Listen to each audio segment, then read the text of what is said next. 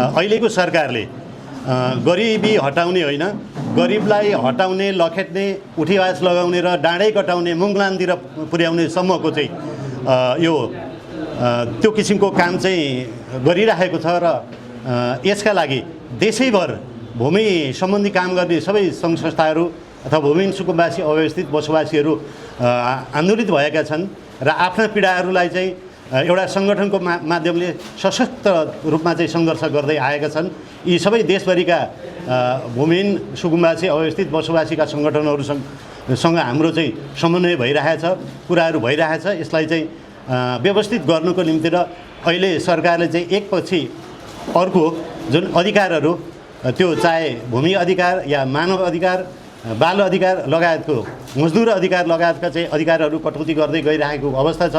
र यसका विरुद्धमा हामीले चाहिँ सशक्त रूपमा चाहिँ प्रतिरोध गर्ने र त्यो अभियानले चाहिँ अथवा त्यो किसिमको एउटा चाहिँ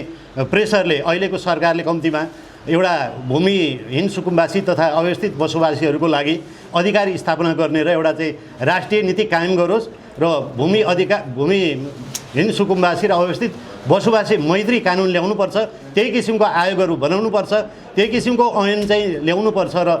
कम्तीमा भूमिहीन सुकुम्बासी र अव्यवस्थित बसोबासीहरूलाई चाहिँ लाल पूर्जा दिएर चाहिँ जग्गाको मालिक बनाउनुपर्छ र यो अहिलेको सरकारले चाहिँ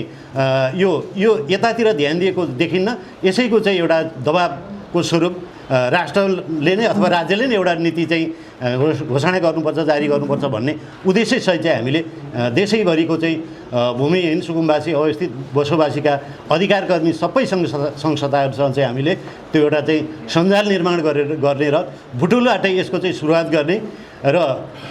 त्यस पछाडि गएर चाहिँ सबै सुकुम्बासी भूमिहीन सङ्गठनको चाहिँ एउटा छाता सङ्गठनको रूपमा यसलाई चाहिँ विकास गर्ने उद्देश्यसहित बुटोलमा हामीले चाहिँ यो भेलाको आयोजना गरेका छौँ। देशैभरि हाम्रो सम्पर्क बढेको छ। 22-23 जिल्लामा हाम्रो अहिले समन्वय भइसकेको छ र हाम्रो चाहिँ 3 गते यो ज्येष्ठ 3 गते राजमार्ग चौराबाट 1 बजे र्यालीसहित हामी बुटुलको